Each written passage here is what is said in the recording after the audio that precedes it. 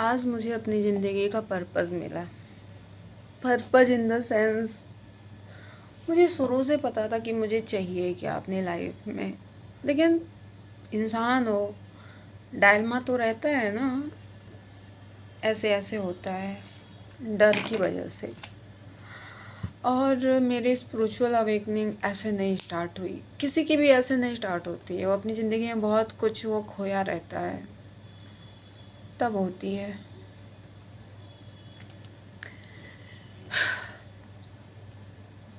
उसी की वजह से ज़िंदा हूँ। स्पिरिचुअल अवेकनिंग नहीं होती तो फिर रियली मेंटल असाइलम में चली जाती। मजाक नहीं, सच्ची। उसी की वजह से खुद को संभाल पाती हूँ, लेकिन उस लेवल का सामाजिक तौर पे हूँ। ग्रोथ, स्पिरिचुअल अवेकनिंग एक लेवल बनने में टाइम लगता है आपको, पर से साधना उस लेवल की हो नहीं पाती है जिस लेवल का करना चाहिए। लेकिन हाँ,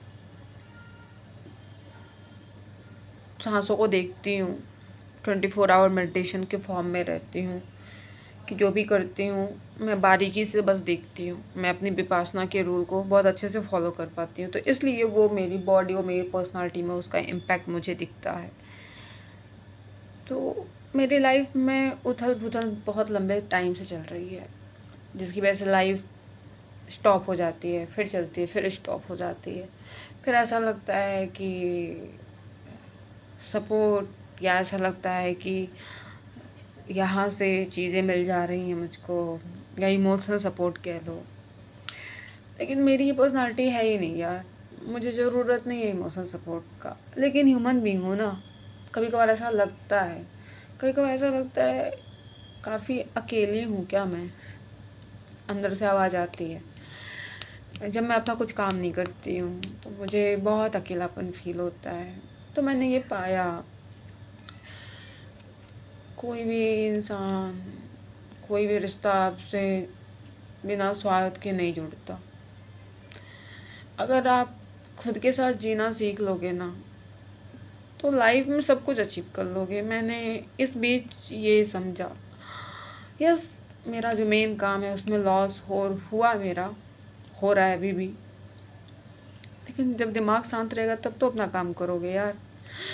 दिमाग को शांत करने के लिए ज़िंदगी के जो उलझे धागे हैं उनको सुलझाना बहुत ज़रूरी होता है।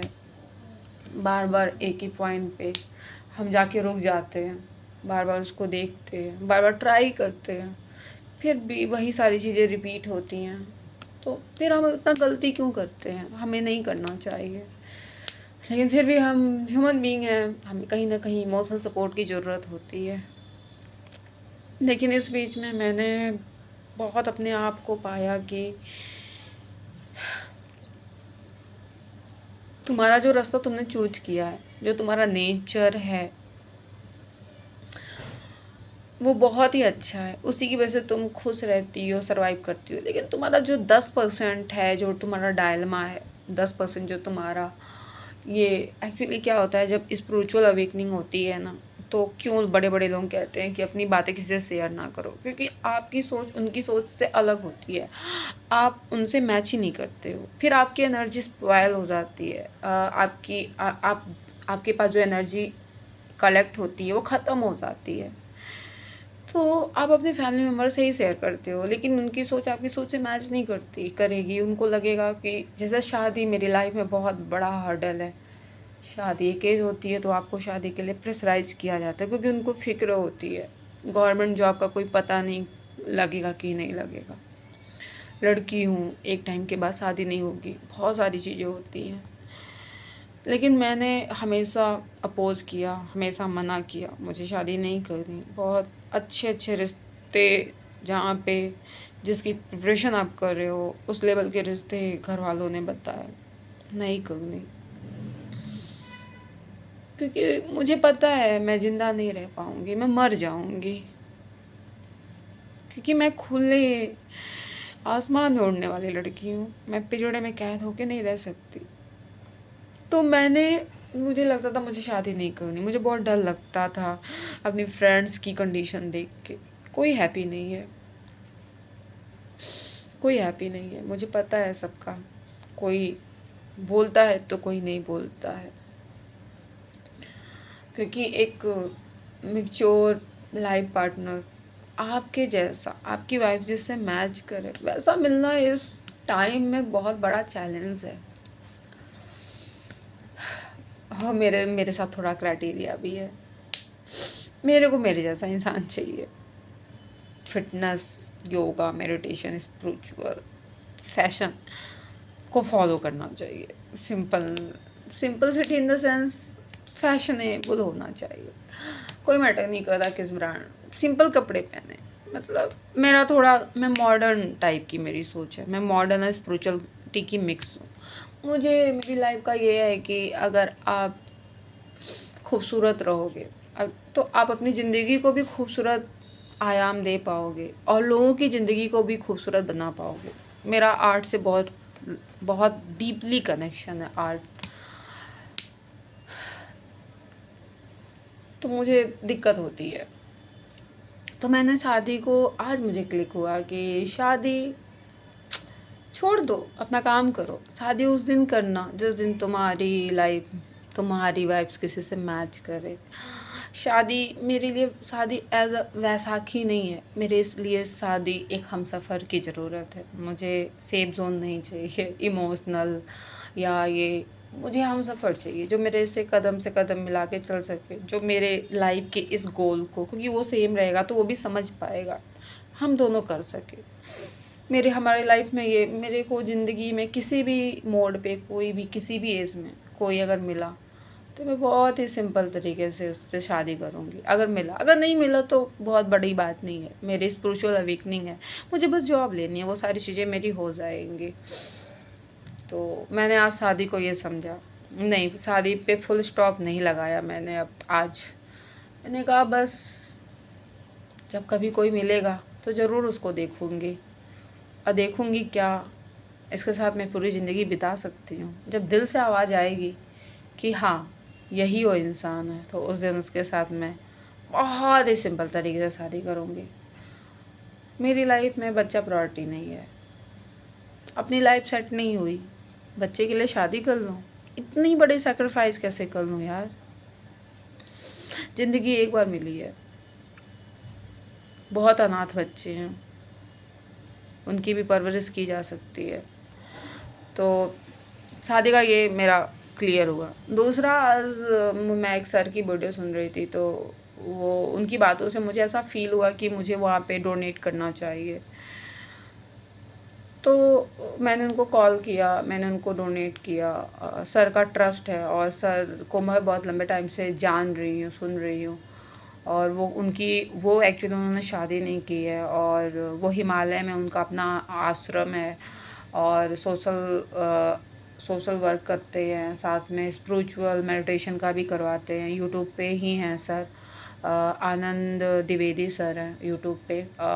उनकी चीज़ें मुझे बहुत अच्छी लगती हैं सर की, लेकिन इस बीच में मैं ज़्यादा सुनने लगी सर को, तो मुझे ऐसा लगा कि नहीं। तो मैंने कहा मेरे पास इतने पैसे नहीं हैं, लेकिन जितने हैं मैं उतना देना चाहती हूँ। तो मेरे दिल ने कहा मुझे देना है, तो मैंने वो दिया। जब मैंने वो डोनेट किया ना, तो मुझे बड़ी अंदर से खुशी हुई, शांति फील हुई। तो मुझे अपने लाइफ का, जो मैं कहती हूँ कि मुझे ईमानदारी के साथ अपनी जॉब करनी है, 1 रुपये करप्शन का नहीं लेना है। मेरे को डिमोशन कर दे सर, गवर्नमेंट मेरे को काला पानी की सज़ा दे दे, लेकिन रेणु सिंह अपने शर्तों पे रहेंगी, ईमानदार। और बनूंगी यार, क्यों नहीं बनूंगी? मेहनत करूंगी तो क्यों नहीं बनूंगी? एकदम बनूंगी। भगवान जी को भी तो चाहिए ना कि इतना करप्शन है, इस करप्शन में कोई एक अच्छी बंदी तो चली जाए। लेकिन पता नहीं क्यों अच्छे लोगों के साथ हमेशा बुरा होता है। वो नेचर के इतने अच्छे होते हैं, लेकिन उनकी किस्मत उनका साथ नहीं देती है। लेकिन फिर भी मैंने हार नहीं माना है। मैं जब सिस्टम में मुझे जाना, मैं जाऊंगी सिस्टम में, और बस जाना है सिस्टम, क्योंकि सिस्टम, मुझे ये फ़ील हुआ, सिस्टम ही एक ऐसी चीज़ है कि जहाँ पे किसी भी पोस्ट पे मैं जाती हूँ, सिस्टम ही वह ऐसी चीज़ है कि जहाँ पे मैं जाके कुछ कर सकती हूँ। बहुत बड़ा रिफॉर्म तो आप नहीं कर सकते हो क्योंकि उसके लिए बहुत बड़ी फौज की ज़रूरत है, लेकिन मेरे सामने जो भी काम आएगा मैं उसको ईमानदारी के साथ सुलटाऊंगी ना मेरे अंडर में। ठीक है, आप अच्छे से ईमानदारी से काम करते हो तो आपको फेंक दिया जाता है, फेंकता रहे, क्या दिक्कत है। मुझे तो जहाँ जहाँ जाऊँगी सस्पेंड तो नहीं कर दोगे, चलो सस्पेंड भी कर दिया, कुछ टाइम के बाद करोगे ना तो मैं ढीठो जैसे काम करने वाली हूँ। बस एक बार सिस्टम में घुसना है मुझको। और यार अब इच्छाएं ऐसी है, जो भी है ओके डन।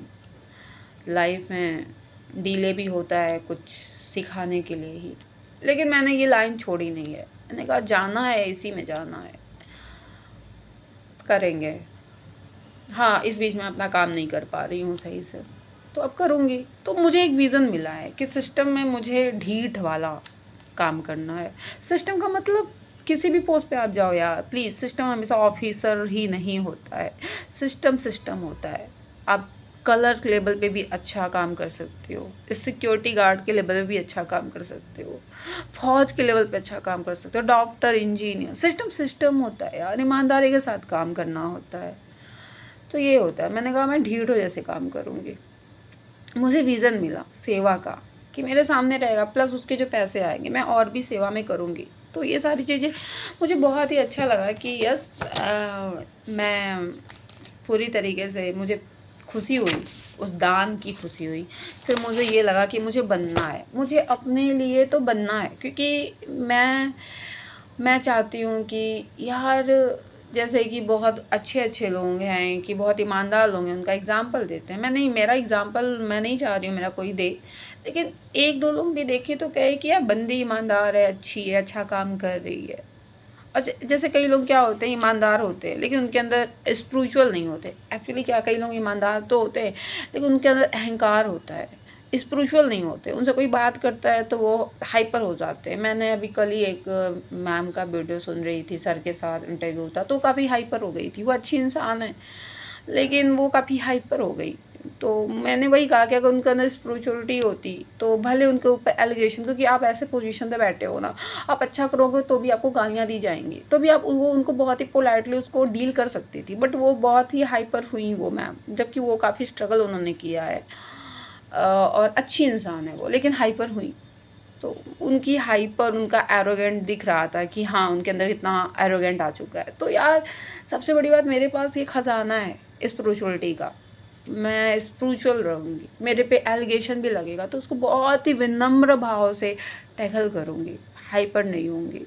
मुझे अपने आप को एक, मेरी स्पिरिचुअल अवेकनिंग और भी होगी, क्योंकि वहाँ पे मुझे अपनी चीज़ों को प्रैक्टिकल करने का मौका मिलेगा। एक ऐसा फील्ड जहाँ पे मुझे मुझे गंदगी में डाल दिया गया है। सिस्टम बहुत ही गंदा है, अच्छा नहीं है, अच्छा नहीं है सिस्टम। जिस गंदगी में मुझे डाल दिया गया है वहाँ पे मैं अपने आप को निखारूंगी। कीचड़ में कमल बनना, वहाँ पे मैं सीखूंगी कीचड़ में कैसे आपको कमल बनना है, कैसे मुझे अपनी स्पिरिचुअल अवेकनिंग करनी है, कैसे कंडीशन से देखना है। मेरा लॉस भी हो रहा है तो वो मेरे को बहुत ही अच्छा टूल है, इसलिए मुझे जाना है। मुझे लोगों की हेल्प करनी है, मुझे अपनी हेल्प करनी है, और मुझे भगवान के दिए हुए बताए गए मार्ग का अनुसरण करना है, इसलिए मुझे सिस्टम में जाना है। और शादी, देखो यार, शादी वादी होती रहेगी, नहीं भी होगी तो इतना सब कुछ है, ज़रूरत नहीं है शादी करने की। हाँ, लेकिन अगर कोई कभी ऐसा मिलेगा तो ऐसा भी नहीं कि मुझे करना ही नहीं है, तो ऐसा भी नहीं है। लेकिन वैसा कोई मिलना चाहिए, वैसा कोई मिलना चाहिए। मेरी जो सोच है, मैं सक्सेसफुल नहीं हूँ ठीक है, लेकिन मेरी सोच अलग है, क्योंकि मैं अपनी सक्सेस कभी भी, मैं क्या हूँ, मेरे पास कितने पैसे, उससे मैं नहीं आंकती रियली। इसीलिए मुझे फ़र्क नहीं पड़ता, किसी की पोजीशन से कभी नहीं फ़र्क पड़ता है। तो आज मुझे विज़न मिला कि मुझे करना कैसे है, मुझे जीना कैसे है।